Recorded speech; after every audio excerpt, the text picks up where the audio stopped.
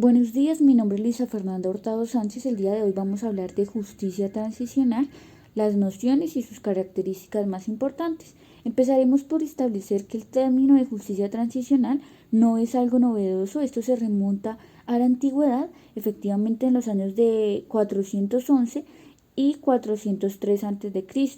Cabe resaltar que en América Latina este término se vio reflejado por primera vez en 1830 en Chile, posteriormente en 1945, en la Primera Guerra Mundial, se acuñó este término, pero era conocido como justicia de transición, tenía más un carácter político.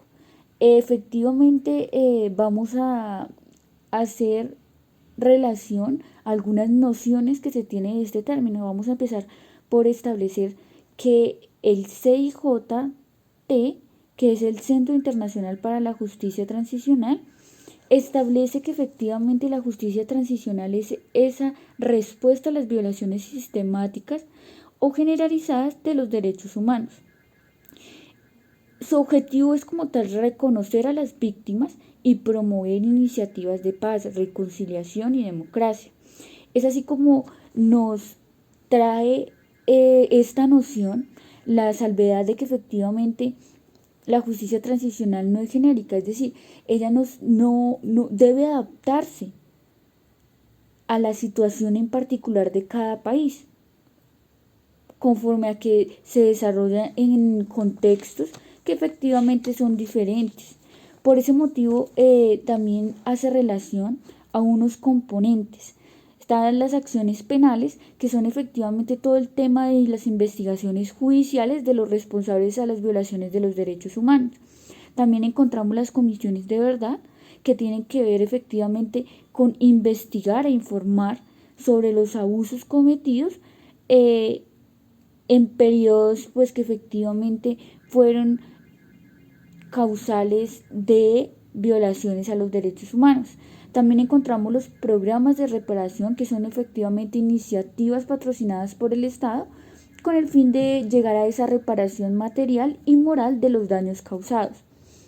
Encontramos también la justicia de género, que es el esfuerzo para combatir la impunidad de la violencia sexual y de género. También asegurar pues a las mujeres procesos de igualdad de condiciones, además de reparar las violaciones a los derechos humanos.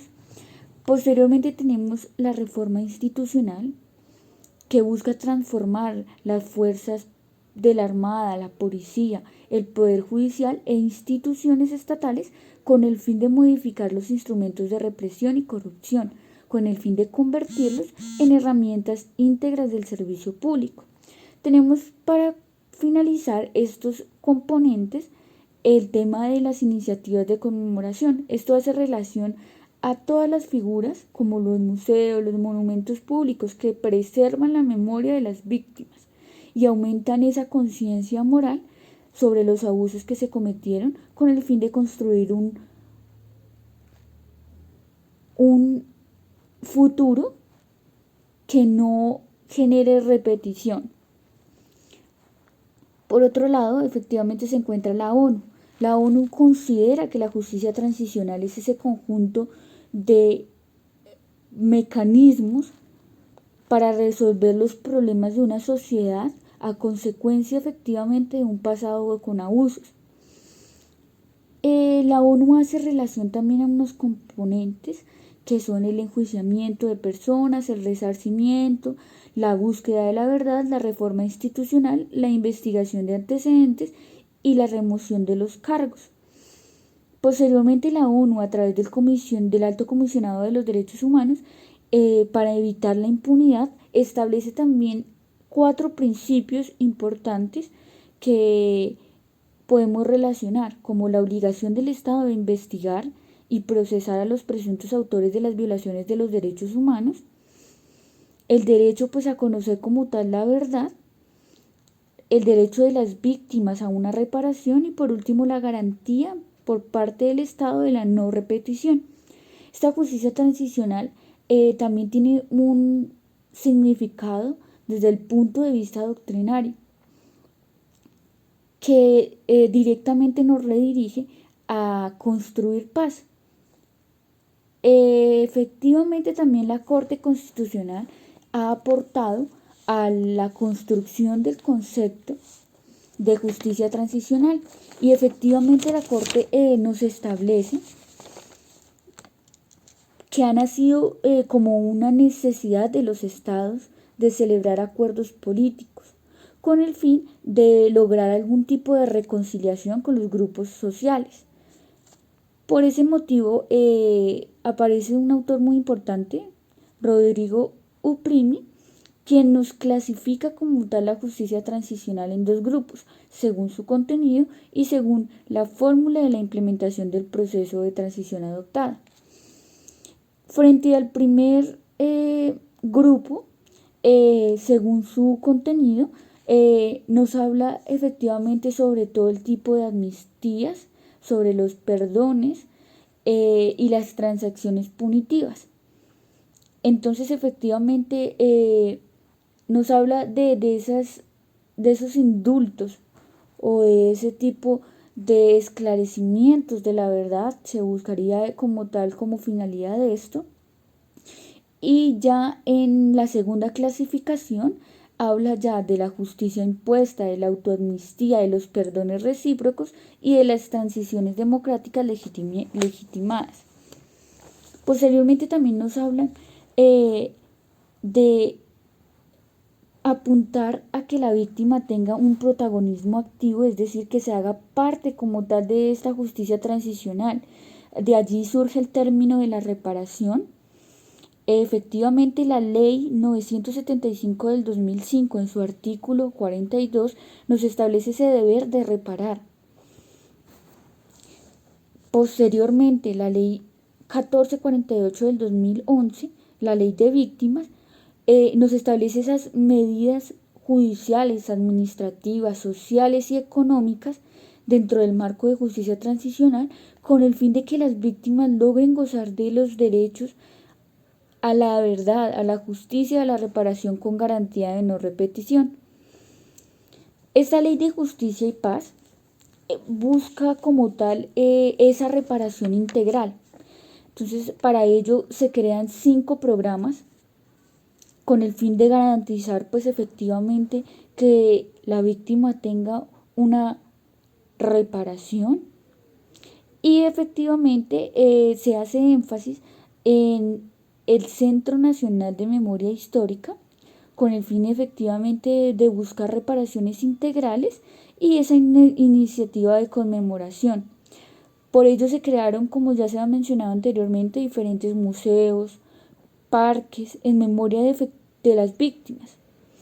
La Ley de Justicia y Paz también creó despachos judiciales con el fin de descongestionar el sistema, teniendo en cuenta que para ello se requería efectivamente un juicio completamente diferente, porque es un asunto pues de mayor trascendencia, y esta contó pues con el apoyo de la Unidad Nacional para la Justicia y Paz. Se crearon también 11 pabellones de justicia y paz para la población que efectivamente se vio beneficiada con esto, y se puede pues establecer también la importancia de esta ley de justicia y paz como justicia transicional, ya que efectivamente entramos a relacionar un juicio de proporcionalidad entre la justicia y como tal la paz. Entonces efectivamente esa fórmula de justicia y paz se ve reflejada y aceptada frente a una situación de conflicto armado.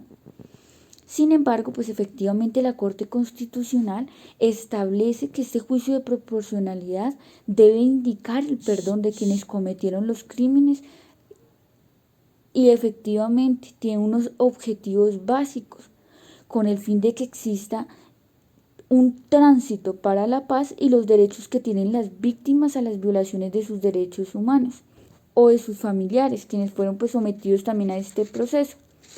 Por ese motivo se establece que efectivamente se encuentra una línea muy delgada entre la impunidad y la sanción penal. De allí surge la teoría de la pena en el derecho penal y el enjuiciamiento de la proporcionalidad en los procesos de justicia transicional. Por ese motivo, también el autor nos hace referencia a algunas experiencias internacionales de algunos países. Podemos citar en este caso Argentina, ya que efectivamente pues durante la dictadura de 1976 a 1983 se estableció como tal el primer gobierno de transición democrática. Efectivamente se creó la primera comisión de verdad, investigándose más de 9.000 casos de desapariciones forzadas a servidores públicos. Efectivamente se generaron también las primeras leyes de indulto, llamadas punto final y obediencia debida. Se concedieron también indultos a los militares y efectivamente se vio aplicada esta justicia transicional en todo el sentido de la palabra. Las Naciones Unidas han definido la justicia transicional como la variedad de procesos y mecanismos con los cuales se busca resolver los problemas derivados de un pasado de abusos. Se busca que los responsables rindan cuentas de sus actos y lograr así una reconciliación. Efectivamente se habla de una labor de las Naciones Unidas relativa a la justicia transicional, en la que se basan normas internacionales de derechos humanos, de derecho internacional humanitario, de derecho penal internacional y de derecho internacional de los refugiados. Esa justicia transicional se basa en la premisa de que cuando en un Estado se desarrollan negociaciones de poder significativo, es posible introducir cambios sociales, económicos y políticos. Es así como la justicia transicional surge con esa finalidad de abordar tan solo una de las dimensiones de esos cambios, de lograr investigar ese legado de atrocidades que efectivamente se produjeron en su momento y lograr evitar que éstas vuelvan a repetirse. Asimismo, podemos abarcar efectivamente el tema de la Comisión Internacional de Justicia Transicional. Esta comisión efectivamente es conocida como la ICTJ y se fundó en el año 2001 como una organización internacional sin ánimo de lucro, que efectivamente tenía esa especialización en justicia de periodos de transición. Esta trata de ayudar a las sociedades en ese proceso de transición con el fin de apoyarlas al enfrentarse a ese legado de violaciones masivas de los derechos humanos. Es esa capacidad que tiene de socializar con esas instituciones públicas para proteger esos derechos. Después de efectivamente las represiones masivas. Por ese motivo, ayudan a esas instituciones a dirigir un cambio en la sociedad, a favorecer el esclarecimiento de la verdad, la rendición de cuentas y la reparación de esos abusos. Efectivamente, también han, dentro de sus funciones y dentro de sus objetivos que ya han desarrollado, han proporcionado pues asistencia técnica a los fiscales argentinos para ayudarles a organizar, priorizar e informar a la opinión pública sobre el considerable número de causas penales pendientes relacionadas con la guerra sucia que efectivamente se desarrolló en este país y ayudándoles también a explicar el porqué de los delitos de género, el por qué se ha generado tanto en convertirse en denuncias como tal en ese país. Efectivamente, por otro lado, también tenemos a Birmania. Allí efectivamente han enseñado a los activistas locales a documentar las violaciones de los derechos humanos y con la ayuda de la red de documentación de violaciones de los derechos humanos se creó en Birmania una base de datos de 3.000 casos.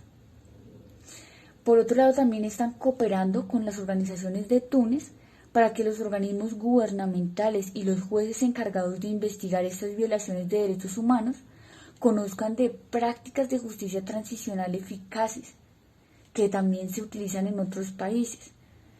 Es decir, efectivamente ellos traen esta justicia transicional de otros países y la adecúan al país según las condiciones sociales a las que el país esté enfrentándose como tal. Entonces con esto se busca dejar estos periodos de conflicto y represión y enfrentarse a las violaciones de los derechos humanos con el fin de dar una respuesta adecuada. Es así como la rendición de cuentas y la reparación de la víctima reconoce la dignidad de la misma, no solamente como ciudadanos, sino también como seres humanos.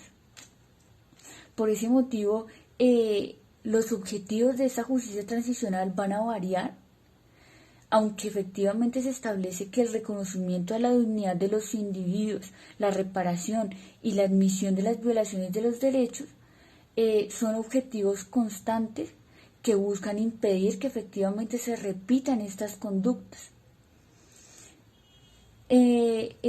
Vamos a concluir estableciendo que dentro de sus finalidades se encuentra el crear instituciones responsables de recuperar la confianza en esas instituciones que sirven como mediadoras para conseguir que efectivamente se logre una sociedad justa, para respetar como tal esos procesos de paz y promover esas resoluciones duraderas para los conflictos. Eso sería todo por el día de hoy. Por favor, dale like.